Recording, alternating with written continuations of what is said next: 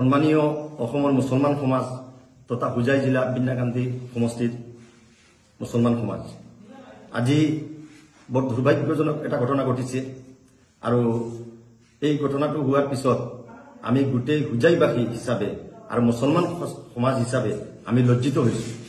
আজি বিন্যাকান্দি সমষ্টিৰ এখন নিৰ্বাচনী সভাত বিধায়ক সিৰাজউদ্দিন আজমলৰ এটা সভাত তেওঁৰ নমিনী তেওঁৰ সন্মুখতে বিধায়ক মহোদয়ৰ সন্মুখতে এটা বক্তব্য দিছে অসমৰ মুছলমান সমাজক কুকুৰৰ লগত তুলনা কৰি।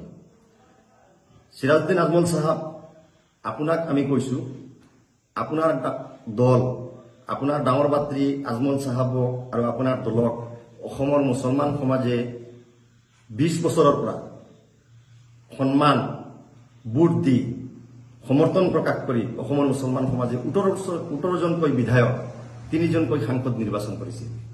আপোনাৰ বাত্ৰী বদৰুদ্দিন আজমল সাহেবক দুবুৰীৰ পৰা 3বাৰকৈ সাংসদ নিৰ্বাচন কৰিছিল। আপোনাক 3বাৰকৈ যমুনামুখ সমষ্টিৰ পৰা বিধায়ক নিৰ্বাচন কৰিছিল। আপোনাৰ ভতিজা দুজনকৈ ভতিজাক এই অসমৰ মুছলমান সমাজে বিধায়ক বনাইছিল। কিন্তু দুৰ্ভাগ্যৰ বিষয়ে আপুনি এজন জ্যেষ্ঠ বিধায়ক হোৱাৰ পিছতো আপোনাৰ সন্মুখত আপুনি এই সভাখনত উপস্থিত থকাৰ সময়ত আপোনাৰ নিজৰ সন্মুখত আপোনাৰ নমিনীয়ে অসমৰ মুছলমান সমাজক কুকুৰৰ লগত তুলনা কৰাটো উচিত হোৱা নাই বুলি আমি ভাবো। বন্ধুসকল, আজি আমি কবলৈ বাধ্য হৈছো এই কাৰণে আমি 2 দিনৰ ভিতৰত ইয়াৰ উচিত প্ৰত্যুত্তৰ দিম।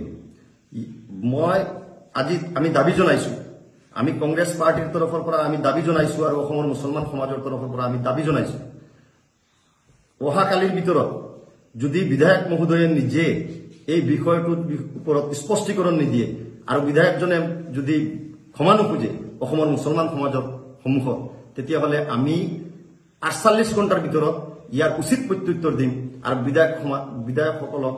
বিধায়কজনক অসমৰ মুছলমান সমাজৰ লগতে হুজাই জিলা আৰু বিন্যাকান্দি সমষ্টিত তেওঁক আমি নিষিদ্ধ ঘোষণা কৰিম। গতিকে আমি মুছলমান সমাজত দাবী জনাইছো যে যাতে আমাৰ সকলো দল সংগঠন মুছলমান সমাজৰ সকলো দল সংগঠনে ইয়াৰ উচিত প্ৰত্যুত্তৰ দিব লাগে আৰু ইয়াৰ বিৰুদ্ধে এই তাচ্ছিল্যসূচক মন্তব্য আপোনালোকে মিডিয়াত দেখা পাব যে কুকুৰৰ লগত তুলনা মুছলমান সমাজক, এই তুলনাৰ বিৰুদ্ধে এই যিটো মন্তব্য কৰিছে এই মন্তব্যৰ বিৰুদ্ধে অনতিপলমে তীব্ৰ আন্দোলন গঢ়ি তুলিব লাগে আৰু এই দলটোক আৰু এই বিধায়কজনক ইয়াৰ পৰা মুছলমান সমাজৰ পৰা বহিষ্কাৰ কৰিব লাগে আৰু লগতে তেওঁ এই সমাজত যাতে সামাজিক কামত তেওঁ ওলাই আহিব নোৱাৰে তাৰ বিৰুদ্ধে এটা প্ৰতিবাদ গঢ়ি তুলিব লাগে।